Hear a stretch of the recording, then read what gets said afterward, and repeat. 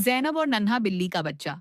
ज़ैनब एक प्यारी, जिंदा दिल और रहमदिल लड़की थी। स्कूल से घर लौटते वक़्त एक झाड़ी के पास उसे हल्की सी म्याऊं की आवाज़ सुनाई। वह रुक गई और झुककर देखा तो वहाँ एक छोटा, कमज़ोर बिल्ली का बच्चा था। उसकी आंखों में मदद की पुकार थी, शरीर गंदगी और पत्तों से सना हुआ था। ज़ैनब का दिल पसीज गया।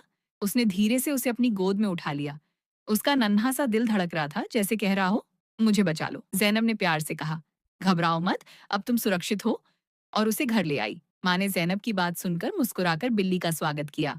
मिलकर दोनों ने उसे खाना खिलाया, साफ किया और प्यार दिया। धीरे धीरे वो बच्चा मजबूत होता गया। ज़ैनब को अपनी नानी की वो प्यारी बात याद आई। नबी मोहम्मद सिर्फ इंसानों से नहीं, जानवरों से भी मोहब्बत करते थे। उन्होंने बीमार परिंदों की देखभाल की, बिल्लियों को खाना खिलाया और सभी मखलूकात के लिए रहमदिली सिखाई। इस याद ने ज़ैनब को गहराई से छू लिया। उसने ठान लिया कि वह हमेशा जानवरों के साथ दयालुता से पेश आएगी, जैसे हमारे प्यारे नबी ने सिखाया। उसने बिल्ली के लिए खिड़की के पास एक छोटा सा बिस्तर बनाया, जहां धूप आती थी। वह रोज उसके साथ खेलती, उसका ख्याल रखती। इस छोटे से काम से ज़ैनब ने बड़ी सीख ली कि अल्लाह की हर मखलूकन के साथ रहमदिली दिखाना असल ईमानदारी और मोहब्बत की पहचान है। सीख: रहमदिली सिर्फ इंसानों से नहीं, हर जीव से होनी चाहिए। यही असली इस्लामी अखलाक है।